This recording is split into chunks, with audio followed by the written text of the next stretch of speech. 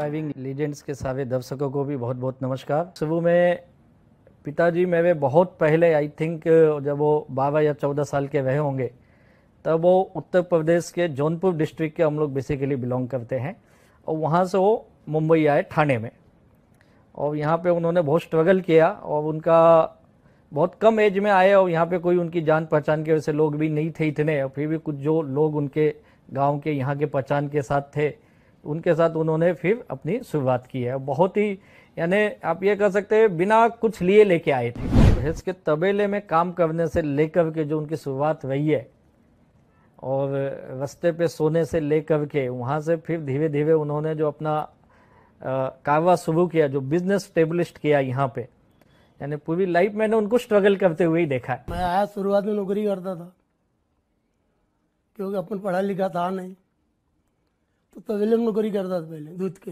भैंस के। बाद में फिर धंधा शुरुआत किया तो बड़ी कठिनाई आई। ये करते करते मैं सन 75 की बात बता रहा हूँ, मतलब बड़ी संघर्ष जिंदगी निकाला। शुरुआत के दिनों में हम लोग एक्चुअली 2-3 घरों में शिफ्ट हुए यहीं ठाणे के अंदर ही आसपास में, और ऑलवेज हमारी अपब्रिंगिंग एक छोटे से चौल में हुई है और बचपन पूरा वहीं गया, स्कूल एजुकेशन वहीं से हम लोगों ने किया।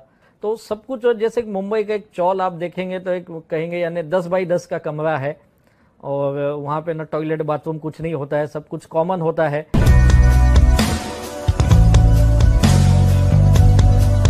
भाई बहनों के साथ अच्छी बॉन्डिंग थी, फैमिली में बहुत अच्छा एटमॉस्फेयर था, पॉजिटिव एटमॉस्फेयर था और स्ट्रगलिंग तो थी नो डाउट। सभी लोग देख रहे थे और घर में एक एक चीज़ों की स्ट्रगल जो होती, छोटी छोटी चीज़ भी लेने के लिए 25 बार सोचना और उस तरह का माहौल था। लेकिन सब कुछ खुशहाल माहौल था, भले कमी थी, तंगी थी, लेकिन खुशहाल और बहुत पॉजिटिव एनवायरनमेंट था सब कुछ।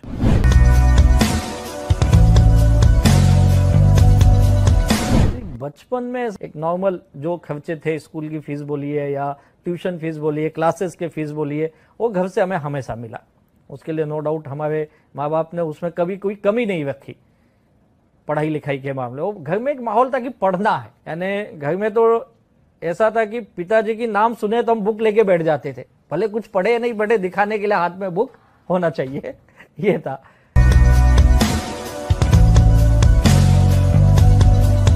पढ़ाई लिखाई में जैसे कहा मैं ठीक ठाक था, लेकिन बाकी चीज़ों में वही जो आम बच्चों का शौक होता है, साइकिलिंग करना, साइकिल चलाना, एक वो था। फिर गलियों में हम लोग गोटी बहुत खेलते थे, क्या बोलते उसको, कंचे गोटी। फिर गली क्रिकेट खेलने में बहुत मैं था, जब भी समय मिला स्कूल घर से निकल गए खेलने के लिए। बचपन सर ऐसा था तो पढ़ने में कोई फेल नहीं हुआ, तो राजेश समझो 10वीं पढ़ा, 10वीं के बाद फिर कॉलेज पकड़ा, बीकॉम किया, बीकॉम के एमकॉम किया, होटल भी डाला मेरी जगह में, नहीं चली। बाद में फिर ए लाइन में गया।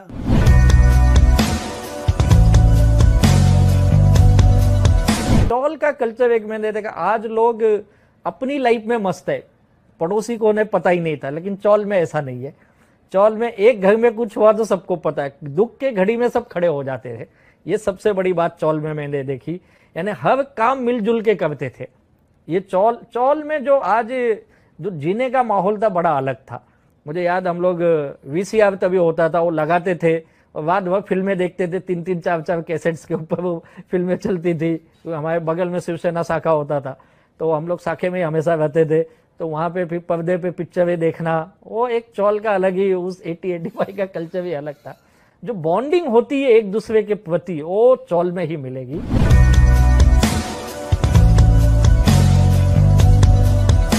हमारे चौल में भी ऐसे लोग थे, मैंने खुद लोगों को तलवार लेके लड़ते हुए देखा है, वो भी एक माहौल था। और जिस इलाके में हम रहते थे वहाँ पे इतना भयानक था कि वहाँ पे सारी देसी दारू की भट्टियाँ देखे हम लोगों ने, वहाँ बनती थी।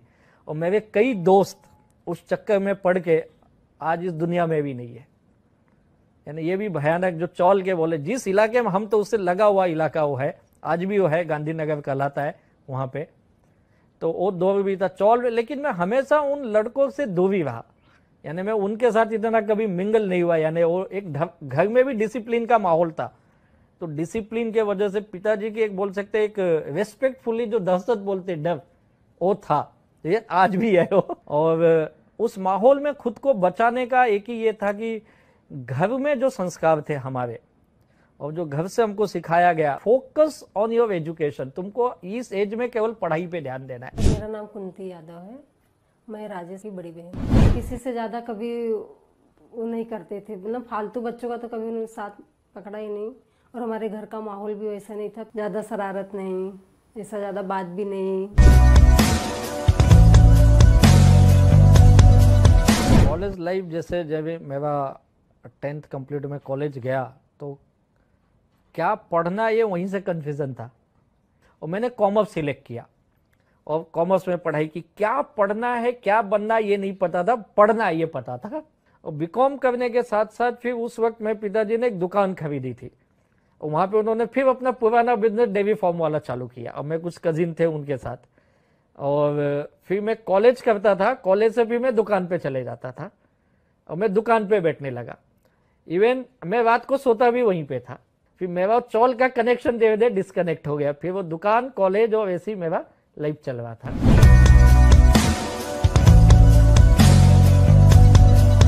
स्ट्रगल तब तक पता चलने लगा क्योंकि उस वक्त जितने भी रेंट आउट किए थे प्रॉपर्टी, मैक्सिमम कोर्ट केसेस चल रहे थे। तो वहां से मैंने दुनियादारी समझना चालू किया और मेरे पिताजी ने कैसे ये सब बनाया, एक छोटे से उठ के यहाँ तक कैसे आए। एक्चुअली आप बोलेंगे मेरे हीरो कौन है तो मैं बोलूँगा मेरे फादर है। पैसे की तंगी एक्चुअली लाइफ में एक ऐसा दौर आता जब बोलते हैं ना आप सबसे हार जाते।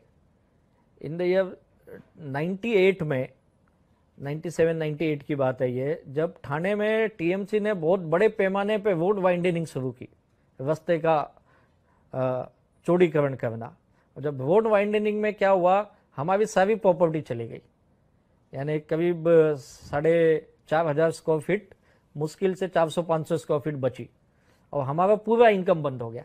और जो एक दुकान ली थी ऑलरेडी मेरे फादर के भाइयों ने ले ली, दुकान से इनकम बंद हो गई, यहाँ पे रोड वाइंडनिंग हो गई। वो एक दौर जो था बहुत ही मुश्किल वाला लाइफ था। यानी लिटरली ये कह सकता हूँ कि उस वक्त ऐसा हो गया हम फिर से रास्ते पे आ गए। भाई का एक ऐसा आदत है ना, उनके ऊपर कितना भी कुछ हो जाए ना, कभी ना मतलब अपने प्रॉब्लम ऐसे शेयर नहीं करते। वो आज भी नहीं शेयर करते, खुद ही हैंडल करते हैं। जब हमारी जो गोदाउन्स थे जब भी टूट गए थे तो उस समय पापा थोड़े से मतलब डिस्टर्ब थे, तो उसके वजह से पापा बीमार हो गए थे। तो भाई को भी चोट लगी तो वो तभी भाई ने अपना ध्यान नहीं दिया क्योंकि उस समय पापा का वो देखभाल कर रहे। तो घर की भी कंडीशन इतनी अच्छी नहीं थी। फिर उसके बाद भाई ने अपने पैर को ध्यान नहीं देके पापा के लिए किया और फिर उसके बाद फिर भाई ने बहुत पेशेंस बना के रखा और हम सबको संभाला।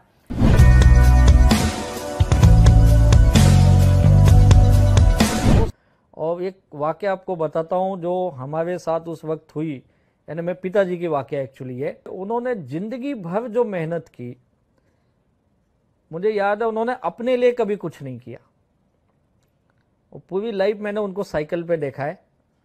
और जब मैं कॉलेज गया पोस्ट ग्रेजुएट में तब उन्होंने एक स्कूटर, एक वो भी सेकेंड हैंड ली। और पूरी लाइफ मेहनत करने के बाद जो भी बचाया उन्होंने ये कहा मैं अपनी फैमिली के लिए कुछ करूं।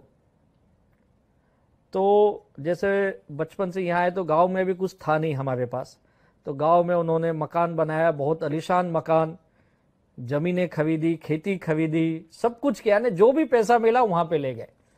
और मुझे याद है मेरी माँ हमेशा ये बोलती थी तुम अपने बच्चों के लिए कुछ करो, अपने लिए कुछ करो, और आप हमेशा अपने भाइयों के लिए सब करते हो। और एक वक्त ऐसा आया कि अचानक हमें सबसे बेदखल कर दिया गया। यानी गांव में ना हमारी जमीन है ना घर है, जो हम ही ने बनाया और हम ही को नहीं दिए।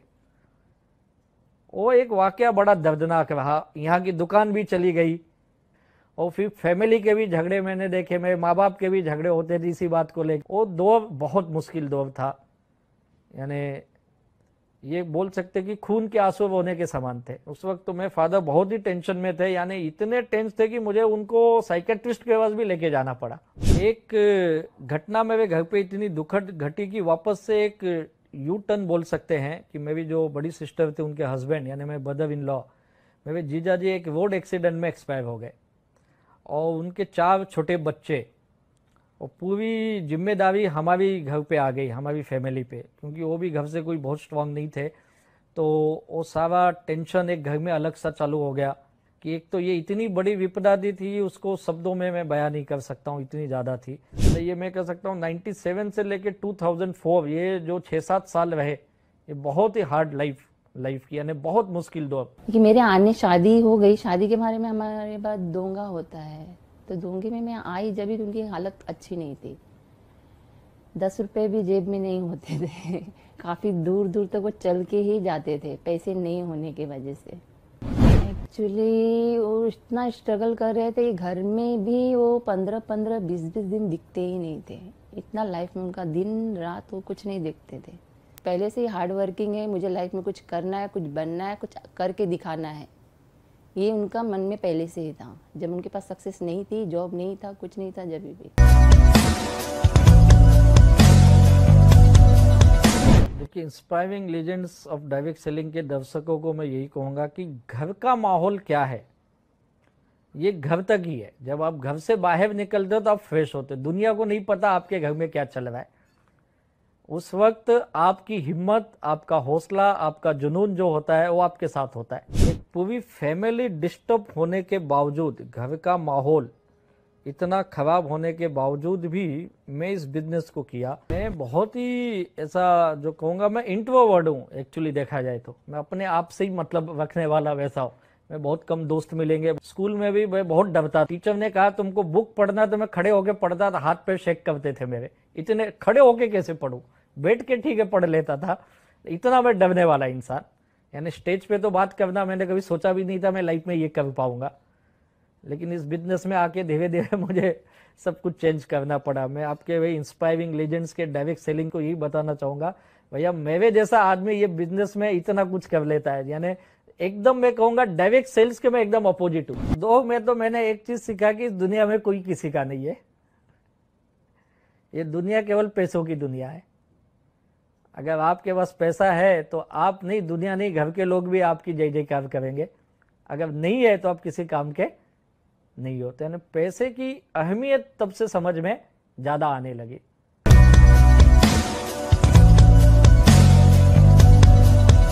और बीकॉम करने के बाद मुझे ये लगा कुछ करियर के लिए हायर एजुकेशन करना है, तो मैंने एमकॉम में एडमिशन लिया और एमकॉम के साथ में एमबीए की तैयारी करने लगा कि मुझे एमबीए करना है। और उसी बीच फिर कुछ बिजनेस भी करना है। ये माइंड में मेरे पहले से था कि मुझे जॉब नहीं करना है, तो बिजनेस करने का एक था मेरे माइंड में, बिजनेस करना है। तो मेरा एक दोस्त था जिसने कहा कि उसके पिताजी स्पाइसेस सेलिंग करते हैं, तो मुझे लगा ये काम ठीक रहेगा। फिर हम लोग नवी मुंबई होलसेल मार्केट से मसाले लेके आते थे और यहाँ उसे छोटे छोटे पैकेट में बनाते थे और दुकानों में ले जाके उसे सप्लाई करते थे। और फिर उस समय फोकस यही था कि ये तो टाइम पास कर रहे, अपने को पढ़ाई एमबीए के लिए जाना है, एमबीए करना है। और फिर मैं एमबीए की तैयारी भी कर रहा था और फिर एमबीए के लिए मैं लगा था उसकी तैयारी। एमकॉम तो मेरा चल ही रहा था साथ में। उसके बाद ये पढ़ाई के दौर में मुझे डायरेक्ट सेलिंग मिला इसी वक्त। और एक संडे का दिन, मुझे आज भी वो दिन याद है, और मुझे लेके गया। और वो मीटिंग कहाँ थी, जिस स्कूल में हम लोग पढ़े थे। बोला ये अपने स्कूल में कहीं की मीटिंग है। जो मुझे ले गया उसे भी पता नहीं किस चीज की मीटिंग है। बोला मुझे भी किसी ने बुलाया, तो मैं अकेला जा रहा हूँ, सोचा चल तू भी साथ में चल। और वहां पे एक एनआरआई व्यक्ति आए थे और उस एनआरआई व्यक्ति ने जो बातें बताई वो मुझे बड़ी इंस्पायर कर गई। तो उनकी एक बात मुझे आज भी याद, बोलते कुछ लोगों की बातें लाइफ टाइम याद रहती है।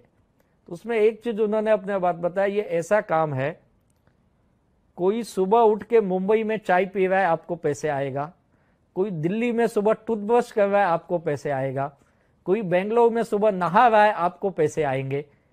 बोला यार ये तो अजीब बिजनेस है, लोग तो नहाएंगे खाएंगे, पैसे तो अपने को आएंगे, इससे आसान काम और क्या हो सकता है। और उस पूरे माहौल में मैं ही एक व्यक्ति था जो बड़ा मोटिवेट था, नहीं नहीं ये काम करना है मुझे। और फिर हमसे पूछा गया कि आपको कौन बिजनेस में बुलाया। मैं बोला ये मेरा दोस्त ये लेके आया। उसको पूछा तुझे कौन बुलाया, और बोलता है उसी को ढूंढ रहा, उसको जो बुलाया खुद नहीं आया, हम दो पागल पहुंच गए उधर। और वहां से भी मुझे डायरेक्ट सेल्स का ये पता चला, हम लोगों ने बिजनेस की शुरुआत की। और घर का मैंने कहा उसी वक्त सब सिचुएशन घर की खराब चल रही थी और मुझे लगा यार अब घर की भी हालत खराब है, एमबीए के लिए पैसे देना, फिर 2 साल 3 साल एमबीए करना, 2 साल का कोर्स है, उसके बाद फिर मैं कुछ दिन जॉब का अनुभव लूँगा तब बिजनेस या जॉब मिलेगी मुझे, और घर की हालत तब तक मैंने कहा बहुत ख़राब हो चुकी थी, और तब मुझे लगा नहीं अब मुझे यही बिजनेस करना चाहिए, और MBA मैं बाद में कर लूँगा। फिर मैंने MBA उस समय सोचा बाद में करूँगा, आज तक वो हुआ ही नहीं, और फिर मैं बिजनेस में आ गया और फिर बिजनेस की लाइफ में रहा।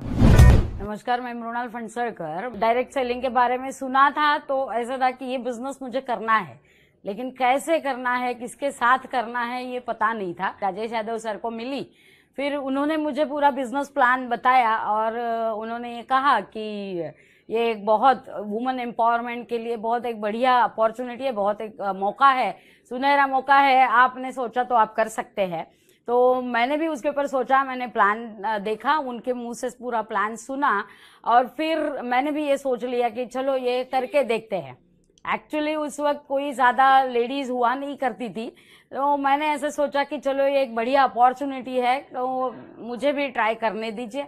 ऐसे करके मैंने राजेश यादव सर को बोला कि यस आई एम इन, मैं ये बिजनेस करूँगी।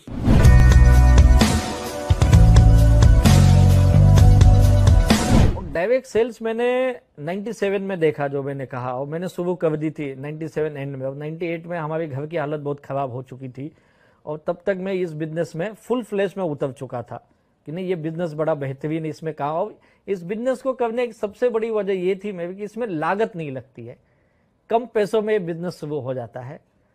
और जब हम लोग बिजनेस कर रहे थे उस वक्त डायरेक्ट सेल्स, जैसे मैंने कहा, तो हम लोग ने उसकी एक फ्रेंचाइजी भी ले रखी थी जहां से हम माल को डिस्ट्रीब्यूट करते थे। हम लोग उसे अपने भाषा में PUC बोलते, पिकअप सेंटर। और जब 98 में रोड वाइंडनिंग हुई, सब कुछ टूट गया, और अचानक ये टेंशन नहीं आया अभी पिकअप सेंटर कहाँ लेके जाएंगे, पैसे थे नहीं उस वक्त, और उस कंपनी में हमें बहुत ज़्यादा पैसे भी नहीं आते थे, हमें फील्ड में जाने के भी पैसे नहीं होते थे, बड़ी मुश्किल से हम लोग यहाँ वहाँ से मैनेज करके फील्ड वर्क करते थे। और सवाल तब ये पिकअप सेंटर से थोड़ी इनकम आती थी, बोले ये भी बंद हो जाएंगे तो काम कैसे चलेगा। तो जो हमारी जमीन थोड़ी बच गई थी उसी पे हमने टीन का शेड बनाया, एक पतवे का, उस पतवे के शेड में प्रोडक्ट रखे और वहीं पे से हम लोग बिजनेस करते थे। इनफैक्ट मैं रात को सोता भी वहीं पे था, तो मैं वॉचमैन का भी काम करता था, दिन में बिजनेस भी करता था, यानी सब कुछ मैच था। उस जगह पे भी हम लोग ने बिजनेस किया। आजकल लोग बोलते हैं बिजनेस को दिखाने के लिए ये चाहिए वो चाहिए, भाई हमारे पास तो कुछ भी नहीं था, फिर भी कॉन्फिडेंट था कि यार जिसको लेना हो तो आएगा ही। लेकिन अनफॉर्चुनेटली कहूंगा मेरा पहला direct selling experience totally negative रहा, फ्लॉप रहा। यानी 2.5-3 साल में मैंने बिजनेस बंद भी कर दिया डायरेक्ट सेलिंग का, क्योंकि जो उम्मीद लेके गए तो पैसे नहीं मिले हमें, वहां से कुछ दे दिए थे 2.5-3 साल में। बहुत मेहनत की थी वहां पे, बहुत मेहनत, दिन रात एक किए थे उसके लिए हम लोग, और मिला कुछ नहीं, यानी जो उम्मीद से कहते। हाँ, लेकिन एक चीज डायरेक्ट सेलिंग का नॉलेज बहुत मिला वहां पे, सीखने को मिला ये बिजनेस होता कैसे है। राजेश बहुत बार मेरे कंपनी के पास आके मुझे मिलता था, हफ्ते में 1-2 बार तो उनकी मुलाकात होती ही थी। इन सारी मुलाकातों में राजेश ने मुझे इस कंपनी के बारे में पूरी तरह कन्विंस किया, और पूरी तरह कन्विंस होने के बाद मैंने ये काम शुरू किया।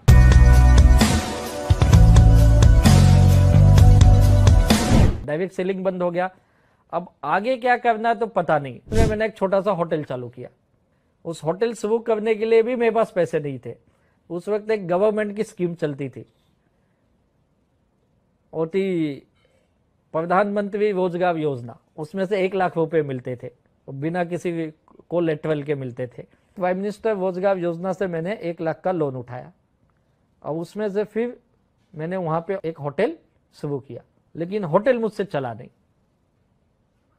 और मैं उसमें भी लॉस। बोला यार बिना पैसे के कब तक काम करेंगे। और उसके बगल में एक दुकान जो थी उसमें मैंने स्टडी पीसो चालू कर दिया।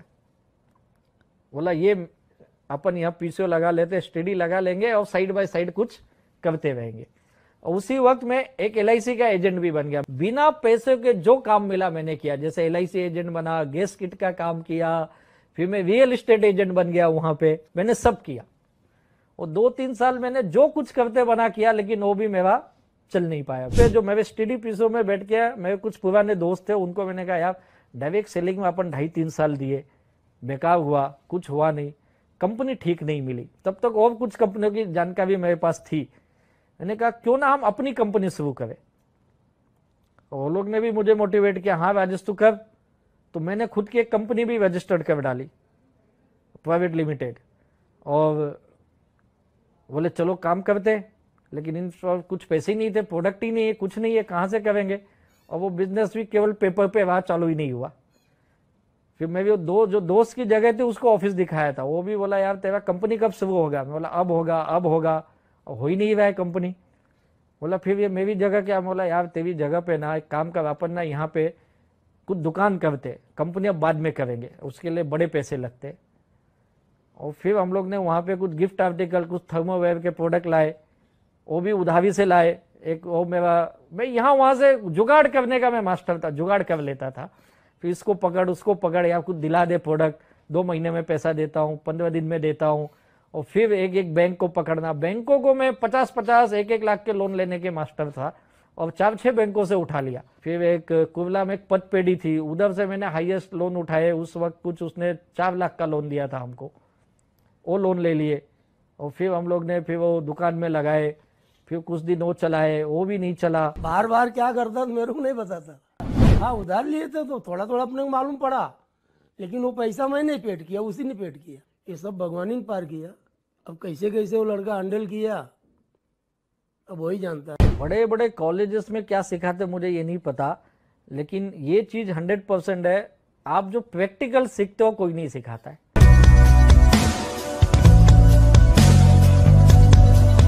Inspiring legends of direct selling के दर्शकों को बताना चाहूँगा कि जब ये दौर थे मेरे, एक एक बिजनेस में मैं कोशिश कर रहा था, लेकिन कोई भी काम मेरा चल नहीं रहा था, और मैं सारे बिजनेसेस मेरे फेल हो रहे थे। और उस समय कुछ एक ऐसा वक्त आया जब मुझे कुछ ही नहीं समझ रहा था कि अब आगे क्या करना है, और लाइबिलिटी बढ़ने लगी। मैंने एक चीज़ देखा कि लोन लेना जितना आसान है, और सबसे मुश्किल है उसको रीपे करना। क्योंकि जब आप रीपे करने जाते हो, केवल जो लिए आप वो नहीं देते, आपको इंटरेस्ट भी देना होता है, और इंटरेस्ट जो बढ़ता है ये कई गुना बढ़ जाता है जब आप पे नहीं कर पाते हो। तो ईएमआई मेरे सारे बाकी थे, बकाया थे, ईएमआई नहीं जा रही थी। और उसी वक्त कुछ बीसी चलती थी, बीसी जो यहाँ पे बोलते हैं 8-10 लोग कलेक्ट करके एक मंथ का फंड बनाते हैं, और कुछ 2-4 बीसी से मैंने पैसे उठाए, फिर वो भी मैं समय पे नहीं दे पा रहा था। ऐसे कुछ वो भी पर्सनल यहाँ वहाँ से पैसे उठाए, और वो एक एक पैसे तो बहुत उठा लिए, लाइबिलिटी भी बहुत आ गई, लेकिन बिजनेस कोई सेट नहीं है। और आगे क्या होगा ये कुछ समझ में नहीं आ रहा था। और वो लाइबिलिटी का एक ऐसा चक्र भी होता है ना, एक बार वो उसमें फंस गए ना तो उसमें से बाहर आना इतना आसान नहीं होता है जितना आप सोचते हो। उस वक्त घर के लोग भी बहुत दुखी थे, परेशान थे, यार अभी घर में दाल रोटी तो चल रही, लेकिन आगे क्या। बहुत ज्यादा टेंस का माहौल था घर में, स्पेशली पिताजी की बात सुनना, उनका हमेशा ये, वो चाहते थे ये सुधर जाए। माँ मैं भी बहुत केयर करती थी मेरा, वो बोलती थी कुछ तो कर। मुझे घर से बोला गया अब तू ना कोई जॉब कर ले, ये सब नहीं होगा। और उसी वक्त शादी की चर्चा होने लगी। वैसे भी हम नॉर्थ इंडियन में शादियाँ जल्दी होती थी, और उस वक्त मेरे घर से भी मुझे प्रेशर आया। अब उनको भी लगा होगा, जो भी उनको बताए होंगे, अगर शादी कर दे तो लड़का शायद सुधर जाए, लाइन पे आ जाएगा। और उसी बीच जॉब का प्रेशर, और मेरी शादी भी हो गई, और मेरी अरेंज मैरिज रही है। और शादी के बाद अभी तक तो 2 प्रेशर था, अब तीसरा प्रेशर भी आ गया, वाइफ का प्रेशर। एक और टेंशन, तुम कुछ करते क्यों नहीं। बोला मैं बहुत कुछ करता हूँ, लेकिन कुछ बन नहीं पा रहा है यहाँ पे। और वो फिर एक और झगड़े बढ़ गए, और वो दौर इतना मुश्किल था कि मुझे समझ में नहीं आता था। मैं घर से सुबह निकला तो रात को ही आता था, दिन भर में बाहर भी भटकते रहता था, कहीं पे भी काम हो या ना हो, घर नहीं जाना है। घर जाएंगे तो वही टेंशन, वही माहौल। और इसी बीच फिर जिसके पैसे लिए वो पीछे पड़े, उनका देना है, वो भी आवे, उनका भी पैसों की डिमांड है, उनको देने का। बैंकों के ईएमआई बाकी है, बैंक वाले भी आवे। तो ये रूटीन हो गई थी, और बहुत मुश्किल दौर था मेरे लाइफ का वक्त। राजेश यादव की उस आदमी के अंदर ईगो नहीं है, अहंकार नहीं है। और मतलब मेरे पहले मुलाकात में मुझे पता कि मैंने उनका इंसल्ट किया था बातों बातों में, लेकिन उन्होंने वो स्माइल देके वो बात को वहाँ पे मतलब कैरी नहीं किया। वो बात को वहाँ पे स्माइल देके बोले ठीक है कोई प्रॉब्लम नहीं। और मुझे लगता है कि उनका जो मूल स्वभाव जो है वही स्वभाव उनको इस इंडस्ट्री में कामयाब बना है। क्योंकि इतनी बड़ी कामयाबी आने के बावजूद भी कहीं पे भी ईगो नहीं है। और मैंने हमेशा देखा है कि कहीं पे भी जब हम लोग मिलते हैं, कोई मीटिंग्स में मिलते हैं, कोई ट्रेनिंग प्रोग्राम्स में मिलते हैं, या कई बार मैंने हमारे टीम के लिए उनको इनवाइट किया, प्रोग्राम के लिए इनवाइट किया, तो वो आदमी ने हेल्प करने के लिए कभी ना नहीं कहा। मतलब हमेशा हेल्प करने वाला जो नेचर है वो हमेशा उनका रहा है, जिसके कारण आज वो इस मुकाम पे है। और फिर मुझे न चाहते हुए भी मैंने जॉब करने का सोचा। जिंदगी में पहली बार मैं इतना टूट गया कि मुझे लगा यार अब जॉब ही करना पड़ेगा, अब कुछ ऑप्शन बचे नहीं है।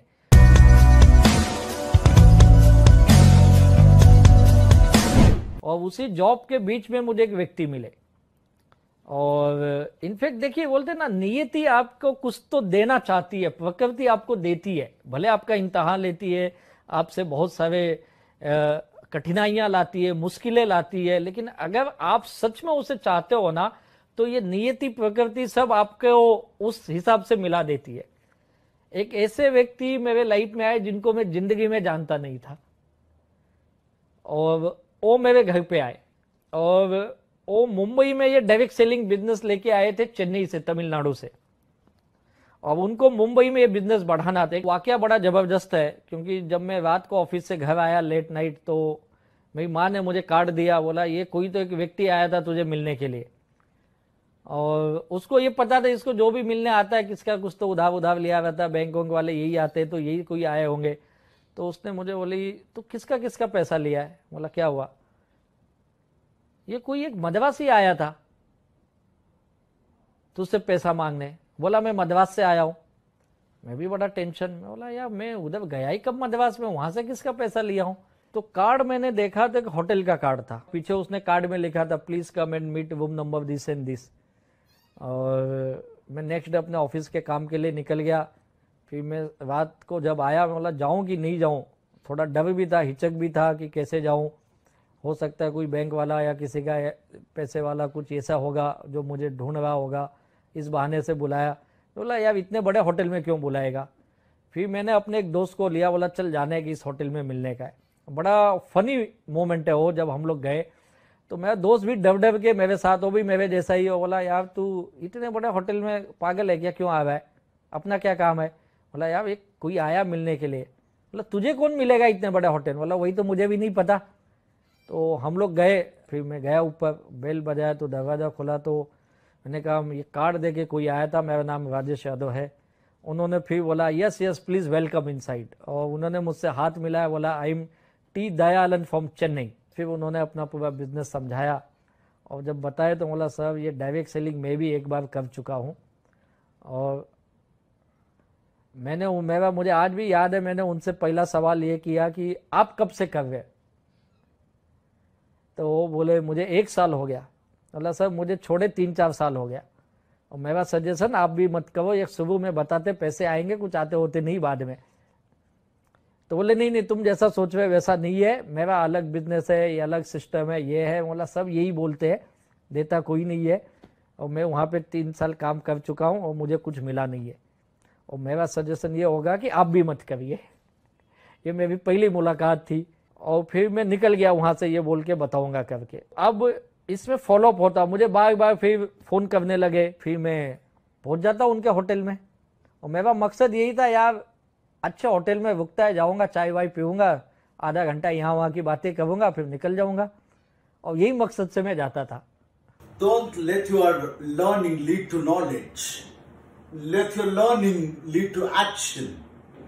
Ratan Tata ji said, ups and downs in life are very important to keep us going. Even a straight line in ECG means we are not alive. ऐसा ही एक दोस्त का मिला था, मेरा first plan presentation in Thane, entire Maharashtra, waste India. He is a role model for zero to hero. Simple, humble, down to earth personality. Great leader, great speaker, great trainer. The one and only, the first crown diamond of my lifestyle, Mr. Rajesh Yadav ji. I salute and hats off to his wonderful achievement and wonderful leadership. और वैसे ही मेरी उनकी 2-4 मुलाकात में मेरी उनकी अच्छी दोस्ती हो गई, लेकिन मैंने बिजनेस नहीं किया। और मुझे बहुत समझाते हुए कब ले, मैं बोला भाई तू ही कर, हमारे काम का नहीं है ये। और मेरे पास टाइम होता था और मैं यहाँ वहाँ वैसे भी टाइम पास करता था, घर जाना नहीं है तो मैं उनके मीटिंग में चले जाता था। मुझे याद एक मीटिंग में वहाँ पे मेरे मेंटर मिले और मैं उनसे बहुत इंस्पायर हुआ। उन्होंने मुझे बोला तू क्या कर रहा है, मैं बोला सब जॉब कर रहा हूँ। बोले मैं सुना दयालन ने बताया मुझे तू नेटवर्क मार्केटिंग पहले कर चुका है, डायरेक्ट सेलिंग। बोला हाँ सर, मेरा बहुत बैड एक्सपीरियंस है। और बोले फिर इसका हमारी ये सिस्टम में तू क्यों नहीं करता है। मैंने कहा सर ये मुझे नहीं लगता है मैं इसमें कुछ कर पाऊंगा। तो उन्होंने कहा क्यों ऐसा लगता है। मैंने कहा सर मैं ऑलरेडी एक बार फेल हो गया। तो उन्होंने मुझे एक चीज़ बताई थी, राजेश देख एक बार फेल होना लाइफ में फेल होना नहीं होता है। हो सकता है उस कंपनी में उस जगह पे तुझे नहीं सक्सेस मिला तो जरूरी नहीं जिंदगी में हमेशा नहीं मिलेगा।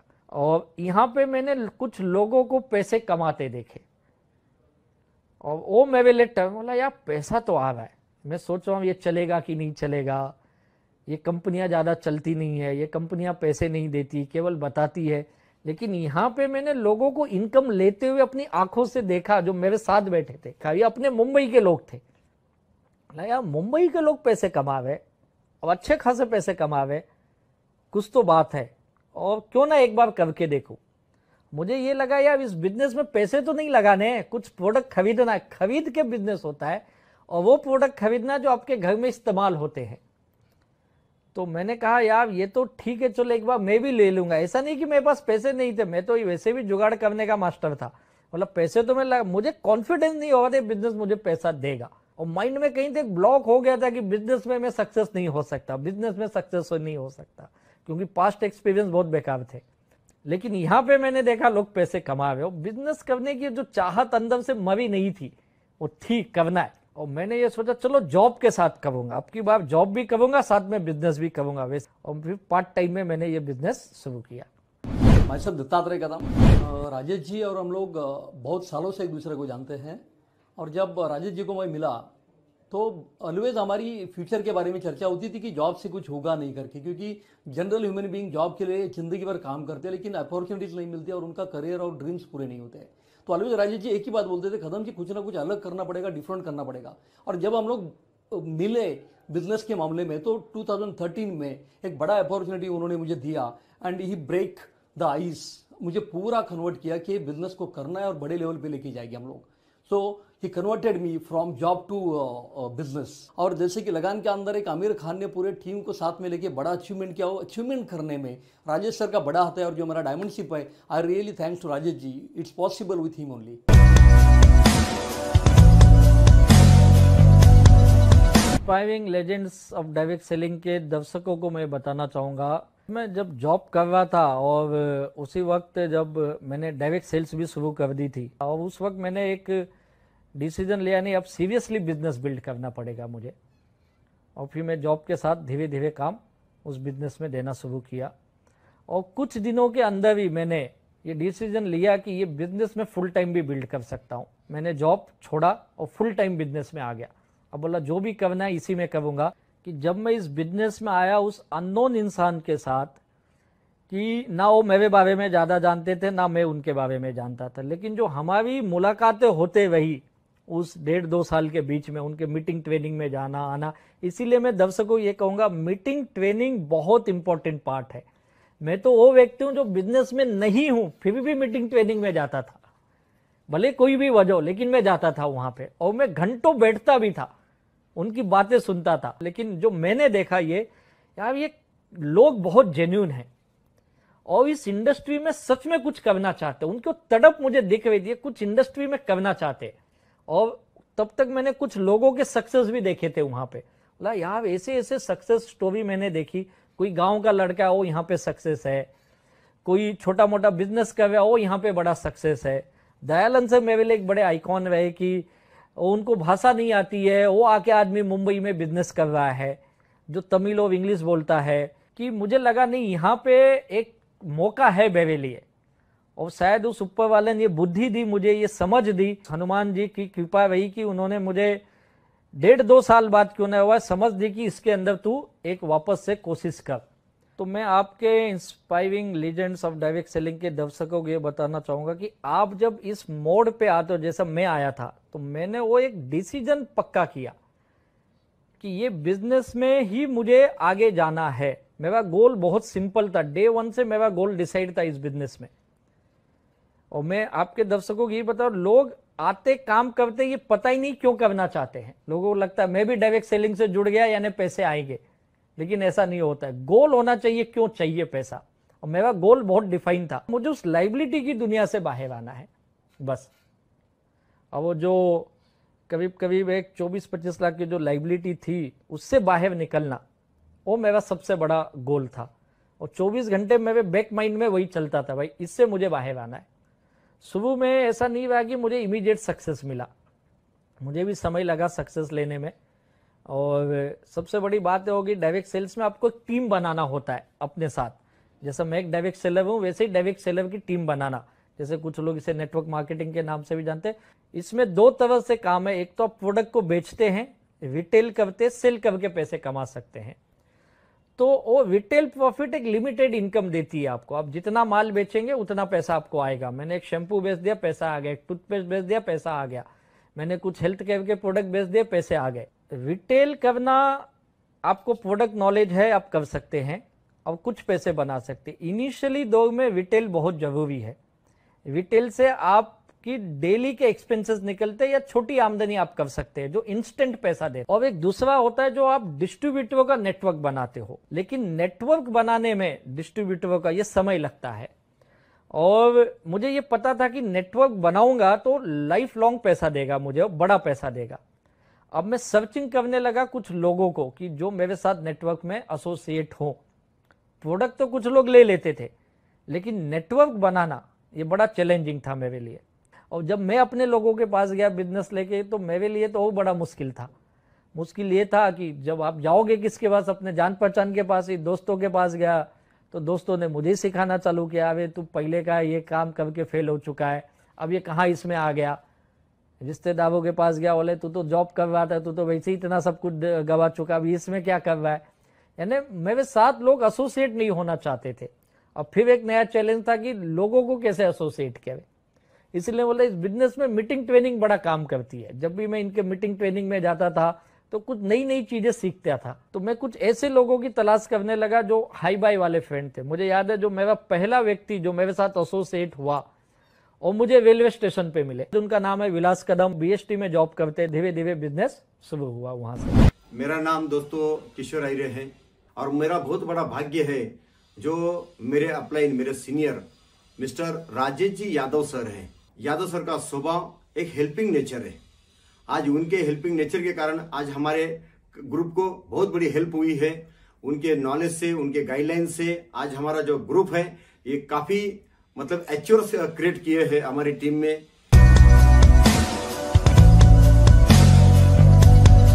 इंस्पायरिंग लीजेंड के दर्शकों को ये बताना चाहूंगा, बिजनेस में आगे आगे बढ़ा तो सबसे बड़ी चीज मेरी सक्सेस की जो मैं मानता हूं ये है कि मुझे अपने काम से बेइंतहा मोहब्बत। जब तक आप अपने काम से प्यार नहीं करोगे, आप ना कोई स्किल सीख सकते हो, ना उस बिजनेस में आपका मन लग सकता है या बड़ा अचीवमेंट कर सकते हो। तो मुझे इस काम में ना बहुत ही, इस काम से एक कहते हैं ना एक मोहब्बत जैसी हो गई थी मेरी। और आप मेरे घर पे भी पूछोगे तो मेरे घर के भी लोग भी यही बोलेंगे, इसको अपने काम से ज्यादा प्यार है, घर के लोगों से नहीं। तो मैं इस काम का एक दीवानापन था वो मेरे अंदर आ गया। तो वो दीवानापन जो था मेरा, मुझसे सब कुछ सिखाया मुझे।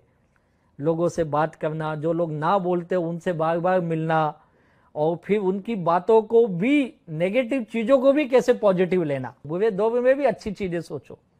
उस अच्छी सोच ने मुझे अच्छे अच्छे लोगों से मिलाया। ऐसे ऐसे लोग मिलेंगे आप बिलीव नहीं करेंगे। मेरे आज इस नेटवर्क में जितने भी मेरे टॉप लीडर्स हैं, ये कोई भी मेरे पहले के जान पहचान के नहीं है। मेरी पहली एक और डिस्ट्रीब्यूटर है मैडम मोनाल फंसलकर जी, उनसे तो मेरा इत्तेफाक से मुलाकात हुआ। फिर उनको समझाना, ये भले उन्होंने समय लिया, 4 महीने 5 महीने लिए, लेकिन वो 4-6 महीने बाद जो उन्होंने बिजनेस शुरू किया तो बड़े लेवल पे काम किया।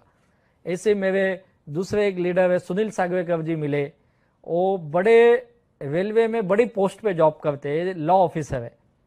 और वहाँ पे इसके अलावा उनको महाराष्ट्र सरकार ने स्पेशल मेट्रोपॉलिटन मजिस्ट्रेट का भी एक पोस्ट दिया हुआ था। तो उन्हीं के रेलवे के एक बंदे से मैं भी उनकी मुलाकात हुई और फिर मैंने जब उनसे बात की और फिर धीरे धीरे मैंने उन्हें जब बताया business. My self Sunil Sagvekar. आज माई लाइफस्टाइल में मैं एज ए डायमंड हूँ। अगर मेरी लाइफ को जर्नी को देखेंगे तो सबसे बड़ा कंट्रीब्यूशन अगर मेरी लाइफ में ग्रोथ के लिए किसने किया होगा तो है राजेश यादव सर, और उन्हीं की वजह से मैं आज डायमंड बनाऊँ।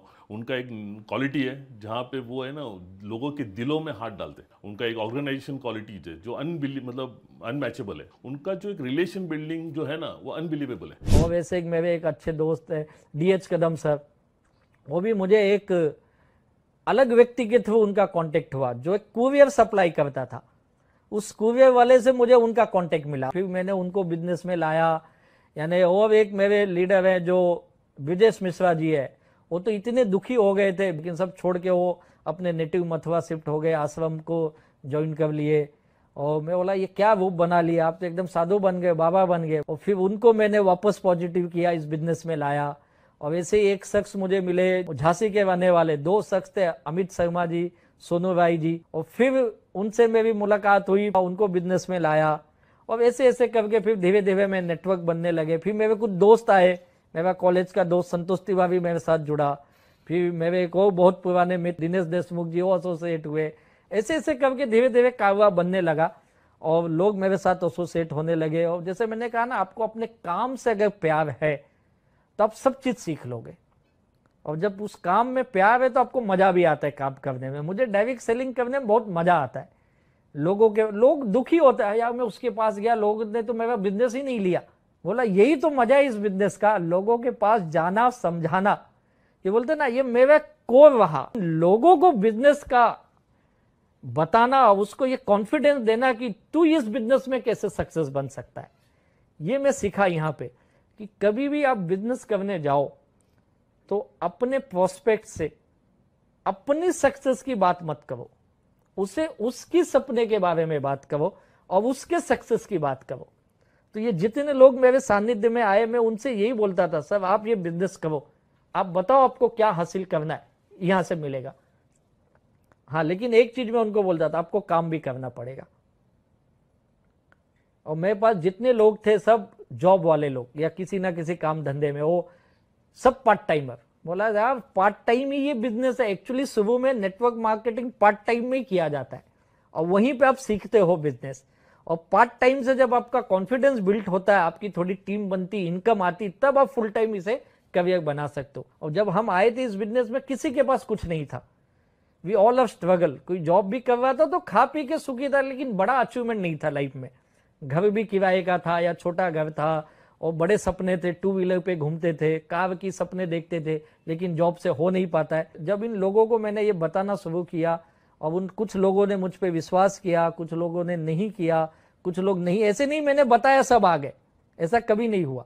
बहुत लोग आज तक नहीं आए, लेकिन जो आए उनके साथ मैंने आगे काम करना शुरू किया। बिजनेस में सब कुछ मैं सीखा। यहाँ पे बात करना मुझे कभी नहीं आता था, मैंने सीखा। मुझे स्टेज फियर बहुत था। तो स्टेज पे भले आज अब लोग मुझे देखते हैं यूट्यूब पे, यहाँ वहाँ देखते हैं, मैं आज हजारों में लाखों में बात कर ले। शुरू में मैं बहुत डरता था बात करना, लेकिन सीखा मैंने धीरे धीरे। 2 लोग 4 लोगों में बात करना, 2 लाइन 4 लाइन बोलना, कुछ अच्छी किताबें पढ़ना शुरू किया। और डायरेक्ट सेल्स के ऊपर बहुत अच्छी अच्छी किताबें हैं, वहां से मुझे कुछ नॉलेज मिला। और धीरे धीरे मैं लोगों से सीखा। मैं मतलब जितना मैंने अपने सीनियर से नहीं सीखा, अपलाइन लीडर से, उतने जो मेरे टीम एसोसिएट है, जिनको हम डाउन लाइन बोलते हैं, उनको लाइफ लाइन बोलता हूं, उन लाइफ लाइन के लोगों से मैंने बहुत कुछ सीखा। और फिर मैंने वो सारे बदलाव किए जो इस बिजनेस के लिए जरूरत है। हाँ, एक चीज मैं यहाँ पर बताऊंगा, जब भी मैं इस बिजनेस में फील्ड में गया और मैंने कभी उनको बताया भी नहीं कि मेरी पास्ट कितनी मुश्किल रही है। हमेशा ये जानता हूं कि आपकी तकलीफ आप तक ही रखिए, क्योंकि दूसरे को बता के भी कुछ होने वाला नहीं है। लोग वो आपके पीठ पीछे उसका मजाक ही उड़ाएंगे। और हमारे डायरेक्ट सेल्स में लोग तो सक्सेस को फॉलो करते हैं ना। और एक चीज वही जो मैं कहूंगा, मैं लोगों के साथ जो कनेक्ट हुआ, तो मैं इतना डीपली उनके साथ कनेक्ट हो गया कि वो मुझ पे बहुत विश्वास करने लगे। और जब आप किसी को, मैं जानता हूं, आप इनोसेंट होके काम करते, यानी ईमानदारी से, और आप अपनी कामयाबी नहीं उसकी कामयाबी की बात करते तो लोग आप पे ट्रस्ट करते हैं। और इस बिजनेस में एक चीज जानता हूं मैं, आपको एक रिलेशन बिल्ड करना पड़ता है और मैंने उनके साथ बहुत ही हेल्दी रिलेशन बनाए, अपनापन वाला।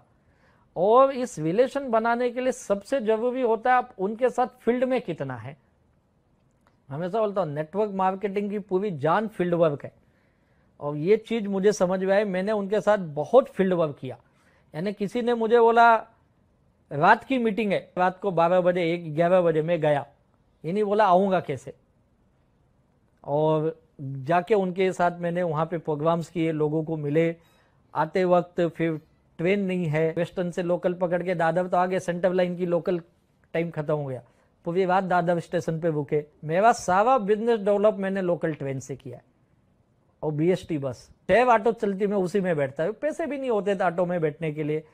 कम पैसों में फील्ड वर्क करना ये मैं जानता हूँ अच्छी तरह से और बहुत स्ट्रगल उस वक्त भी मैंने किया है।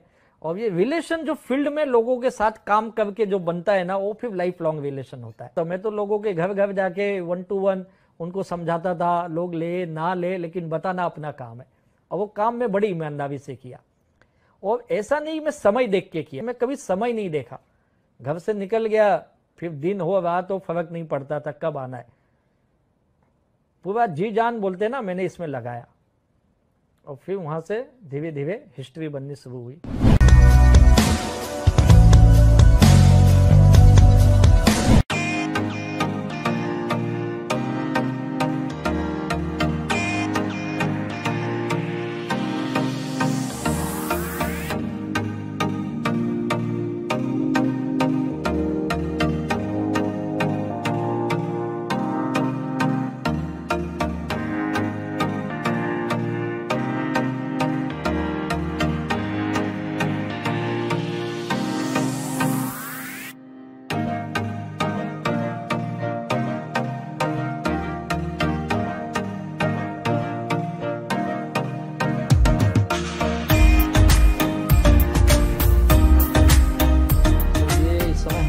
मेरे पर्सनल ऑफिस में और यहाँ से हम लोग ये बातें कर रहे हैं कि लाइफ हमेशा एक तरह नहीं रहेगी।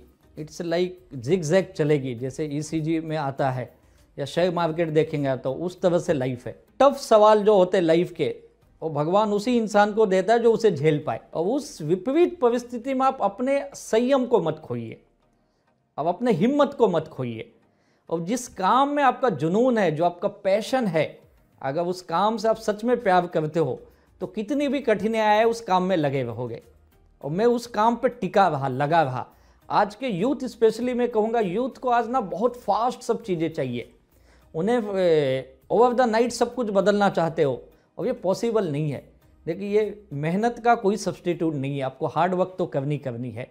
लेकिन राइट डायरेक्शन में जब आप हार्ड वर्क करते हैं तो आप 100% अपनी ज़िंदगी में बड़ी कामयाबी हासिल करते हैं। तो उनसे यही कहूँगा, सही प्लेटफॉर्म पे सही सिस्टम के साथ अगर आप लगते हो तो आपकी ज़िंदगी में बहुत बड़ा चेंज आ सकता है, जैसे मेरी लाइफ में आई। और मुझे याद है एक वक्त ऐसा था मेरी लाइफ का, जहाँ पे हम यहाँ पे अभी बैठे, इससे 10-10 कदम की दूरी पे एक दुकान है, यहाँ की बहुत फेमस वड़ा पाव है मुंबई का। मैं एक वक्त था पूरी दिन केवल एक वड़ा पाव खा के पूरा दिन निकालता था और काम करने के दीवाने थे भाई। काम करने, परेशानियां नहीं दिखी। ऐसे कई बार हुआ, एक बार नहीं कई बार हुए। जेब में ज़्यादा पैसे नहीं थे तो उस पैसे से कैसे दिन गुजार ले। तो आज के यंग को मैं यही कहूँगा, आज आपकी हालत क्या, उस पर आप मत ध्यान दीजिए। आपका मंजिल क्या है, आपको जाना कहाँ, अगर वो फोकस रखोगे, क्योंकि मैंने लाइफ में हमेशा उस पर फोकस रखा। मुझे जाना कहाँ है, तकलीफें तो है। यहाँ पे आप जितने लोग देख रहे हैं, मेरे पीछे ये फोटो लगे वॉल ऑफ फेम पे मेरे, इन सब की एक एक कहानी है। ये सब एक तकलीफ की लाइफ में जी रहे थे। इसमें से 2, 4, 10 को छोड़ोगे तो सब प्रॉब्लम की लाइफ में थे। इस बिजनेस में जब मेरे साथ एसोसिएट हुए तो हम लोगों ने जो एक विजन शेयर किया उनके साथ कि एक ऐसा प्लेटफॉर्म है ये माई लाइफस्टाइल का, जिस बिजनेस से आपकी सारी तकलीफें को आप दूर कर सकते हो। सपने हैं वो आप हकीकत में कर सकते हो। तो यही चीज़ मैंने उन्हें बताई और आज ये बड़ी कामयाबी हमें मिली। जो जीवन में आप पूरा सीखते हो, यानी एक अगर नौकरी पेशा आदमी की बात करूँ तो अगर वो जो 60 साल पूरी लाइफ में सीखता है, और इस बिजनेस में आके 5 से 6 साल में सीख सकता है या 10 साल के अंदर। यानी पूरा निचोड़ अगर 6 साल में मिल रहा है, इससे बड़ा माध्यम कुछ नहीं होगा। यूथ के लिए तो बड़ा बेस्ट प्लेटफॉर्म है ये। हमारे कई लीडर्स के बच्चे, उनकी सेकेंड जनरेशन काम कर रही यहाँ पे। जैसे हमारे किशोर रहे, उनके दोनों बच्चे काम कर रहे। गुजरात के हमारे अनिल शुक्ला जी है, उनका MBA किया हुआ लड़का धर्मेश शुक्ला फुल टाइम ये बिजनेस कर रहा है। हमारे N पांडे हैं, उनका लड़का दीपक पांडे जो सेकेंड जनरेशन काम कर रही है। और सबसे बड़ी बात इस बिजनेस की, हमारे टीम में से कई वाकये हुए जिन लोगों ने बिजनेस शुरू किया, 2 साल 4 साल 6 साल टीम बनाई, बिल्ड किए, और दुर्भाग्यवश आज इस दुनिया में नहीं है वो। लेकिन हमारे बिजनेस में एक नॉमिनेशन फैसिलिटी होती है, यानी आपके बाद आपका बिजनेस आपके नॉमिनी को ट्रांसफर हो जाता है। आज वो इस बिजनेस को आगे बढ़ा रहे और वही इनकम ले रहे जो उनकी फैमिली को आ रहा था। ये कितनी बड़ी बात है, यानी हर किसी के लिए ये बिजनेस है। और आज ये बिजनेस यूथ के लिए, महिलाओं के लिए, एम्प्लॉयमेंट जनरेट करने के लिए, रेवेन्यू के लिए, सब जगह पे ये फिट ये बिजनेस बैठता है। और जैसा हमारे प्रधानमंत्री जी कहते हैं आत्मनिर्भर भारत बने, तो ये आत्मनिर्भर बनाने के माई लाइफस्टाइल का बहुत बड़ा योगदान होगा। और मुझे पूरी उम्मीद आने वाले दिनों में माई लाइफस्टाइल और MIDG वर्ल्ड इस तरह से स्किल करेंगे, इस तरह से लोगों को हम तैयार करेंगे कि ये सब आत्मनिर्भर बने, देश के लिए, समाज के लिए बड़ा काम करेंगे। और हम सब मिलके जो इसका ध्येय है माई लाइफस्टाइल MIDG का, वो हम पूरा करेंगे इसके माध्यम से। और यही मैं आपके दर्शकों को बताना चाहूँगा कि आप हमारे साथ एसोसिएट रहिए, सीखते रहिए, आगे बढ़ते रहिए, और इस बिजनेस से 100% आपके सारे सपने पूरे हो सकते हैं। थैंक यू वेरी मच, बहुत बहुत धन्यवाद।